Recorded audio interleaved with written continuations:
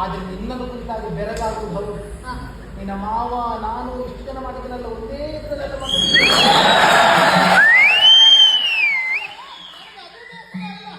ನನಗದಲ್ಲ. ನೀ ಮತ್ತೆ ಇಷ್ಟು ಮಾಡಿದ್ದೀನಿ, ನಿನ್ನ ಅಪ್ಪ ಮತ್ತೆ ಎಂತ ಮಾಡ್ತಾರೆ?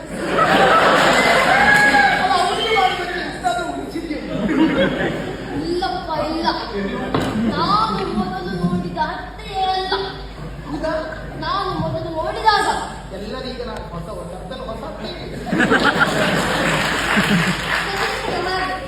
ಶಶಿಗೆ ನಿಮ್ಮ ಮುಖವನ್ನು ನೋಡಿದ್ರೆ ನನಗೆ ಭಯವಾಗುತ್ತಾ ಇದೆ. ಹೌದೇನು? ನಿಮ್ಮ ಚಟುವಟಿಕೆಗಳು ಬದಲಾಗಿದೆ ಅಂತ ಕೇಳಿದ್ದೆ, ಆದ್ರೆ ಎಲ್ಲ ಬದಲಾಗಿದೆ ನನಗೆ ಗೊತ್ತೇ ಇಷ್ಟು ಬದಲಾಗಿ ಮಾಡಲಾಗಿತ್ತು. ಬೇಕಾದದ್ದು ಯಾವುದು? ಅದೇ ಅಸಂಭವಂ ಹೇವ ಮೃಗಸ್ಥ ಜನ್ಮ ತಥಾಪಿ ರಾಮೋರ್ಜುನ ಭೇದ ರಾಜ ಪ್ರಾಯ ಮಲಿನೀ ಭವಂತಿ. ಲೋಕದಲ್ಲಿ ಜೀವಂತ ಬಂಗಾರದ ಜಿಂಕೆ ಇರುವುದಕ್ಕೆ ಸಾಧ್ಯವೇ? ಅಸಂಭವರಿ ಇಲ್ಲ. ಆದರೂ ಶ್ರೀರಾಮಚಂದ್ರ ಅದನ್ನು ಹಿಡಿಯುವುದಕ್ಕಾಗಿ ಅದರ ಹಿಂದೆ ಓಡಿದವ. ಅದರ ಅರ್ಥವೇನು?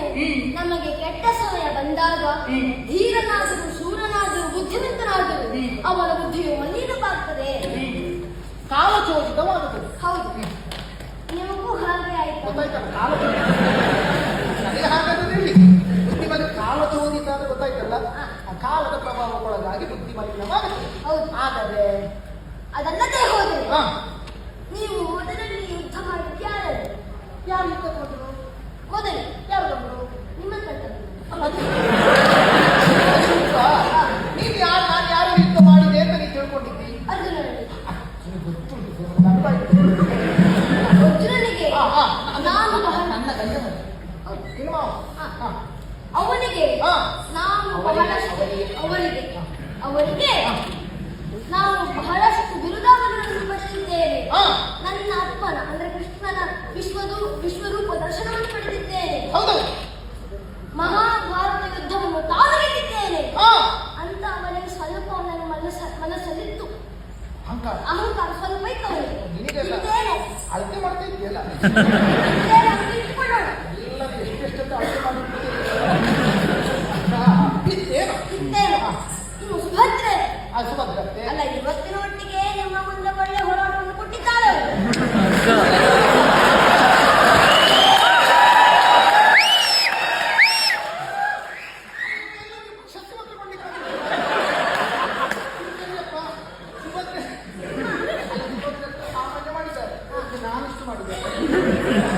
ಅಲ್ಲ, ನೀವೇ ಇಷ್ಟು ಮಾಡಬೇಕಾದ್ರೆ ಅವುಗಳು ಅಷ್ಟು ಮಾಡುವುದು ಅನಿವಾರ್ಯ.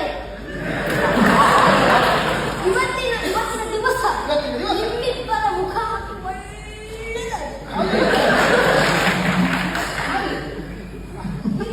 ನೋಡಿದಲ್ಲ, ಯಾರು ಹೇಳಿದ ಕೇಳಿದ್ರು.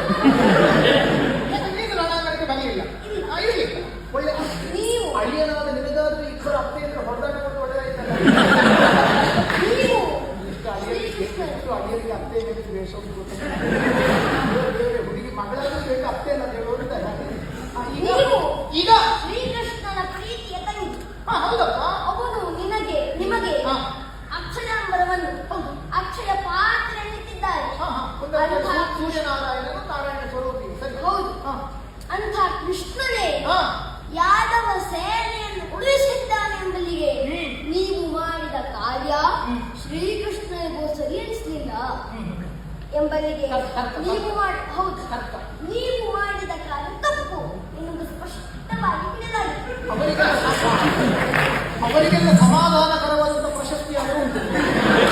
ನನ್ನ ಫಲಿತಾಂಶದಲ್ಲಿ ಕಮ್ಮಿ ಆಗುವುದು, ಅದು ಕೂಡ ತಪ್ಪು. ಎಲ್ಲ ಕೆಂಪು ಗೆರೆಗಳು. ಈಗ ತಪ್ಪಾಗಿದೆ. ನಾನು ಇವತ್ತಿನ ದಿವಸ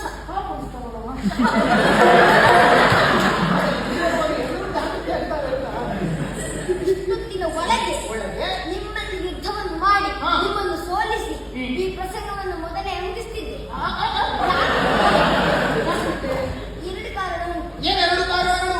ಒಂದು, ಶ್ರೀಹರಿ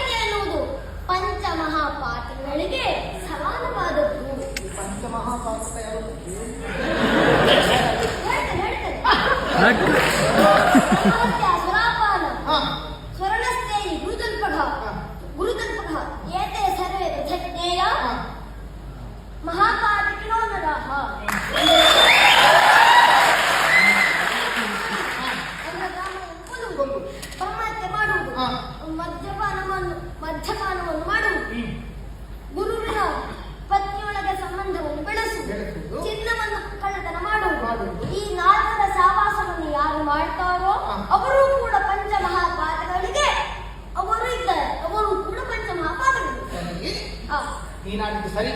ಹಾ. ಆದರೆ ಹಾ. ಅದಿರುವುದು ಯಾರಿಗೆ? ಸುರಪಾನವನ್ನು ಮಾಡಬಾರದು, ಹಾ. ಗುರುಪತ್ನಿಯ ಸಂಘವನ್ನು ಗೊತ್ತಾಗುವುದಿಲ್ಲ ಅದು. ಹಾ. ಗುರು ಸಂಘವನ್ನು ಮಾಡಬಾರದು ಎನ್ನುವಂಥದ್ದು ಇರುವಂಥದ್ದು ಅದು ಪಾತಕಗಳು. ಹಾ. ಪಂಚಮಹಾಪಾತಕಗಳೇ ಬೇರೆ. ಹಾ. ಸರಿ, ನೀ ಹೇಳಿದ್ರೆ ಸ್ತ್ರೀಹತ್ಯೆ ಎನ್ನುವಂಥದ್ದು ಬರುತ್ತದೆ. ಹಾ. ಇರಲಿ, ಈಗ ನಾನು ಸ್ತ್ರೀಹತ್ಯೆ ಮಾಡಬಹುದು ಅಂತ ಬರಬೇಕು.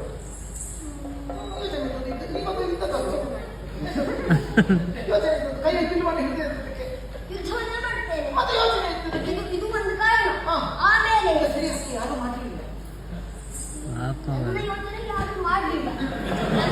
ಒಂದು ಅಷ್ಟೇ ಅಲ್ಲ. ಹೌದು. ನಾಳೆ ಅಪ್ಪನಲ್ಲಿ ಹೋಗಿ ಕೇಳು. ಹಾ. ನಿನ್ನ ಅಪ್ಪ ಮೊದಲು ಏನು ಮಾಡಿದ್ರು, ಯಾರ ಕಾರ್ಯಕ್ರಮಕ್ಕೆ, ಯಾವ ಹೆಣ್ಣಿನ ಕಾರ್ಯಕ್ರಮಕ್ಕೆ ಕೇಳು. ಹಾ. ಹೇಳ್ತಾರೆ. ಗೊತ್ತಾಯ್ತಾ? ಈಗ ತೊಂದರೆ ಇಲ್ಲ. ಹಾ. ನಿನಗೆ ಗೊತ್ತಿಲ್ಲ ಅಂತ ಏನು ಪ್ರಾಮಾಣಿಕತೆ ಉಂಟು ನೋಡಿ. ಹಾ. ಹೊಡಿಬೇಡಿ. ಹಾ. ಇದು ಒಂದನೇ ಕಾರಣ. ಹಾ. ಯುದ್ಧ ಮಾಡಿದರೆ ಕೊಲ್ಲಬೇಕಾಗುತ್ತದೆ ಹೌದು. ಎನ್ನುವುದು ಆ ಕಾರಣ ಒಂದು. ಅದು ಒಂದು ಕಾರಣ. ಹಾ. ಇನ್ನು ಎರಡನೇ ಕಾರಣ ಎರಡನೇದು ಪ್ರತಿಕಲ್ಯಾಣ. ಕಲ್ಯಾಣ. ಹೌದು. ರಾತ್ರೋರಾತ್ರಿ ಹಾ. ನನ್ನ ಅಪ್ಪನ ಮಾತಿಗೆ ಬೆಲೆಯನ್ನು ಕೊಟ್ಟು ಕೊಟ್ಟು ಅಲ್ಲಿ ಹೋರಾಡಿ ಹಾ. ಪ್ರತಿಯನ್ನು ತಂದು ನನಗೆ ಮದುವೆಯನ್ನು ಮಾಡಿಸಿದವರು ನೀವು. ಹೌದಪ್ಪ. ಹಾಗಾಗಿ ಬಿಟ್ಟಿದ್ದೇನೆ.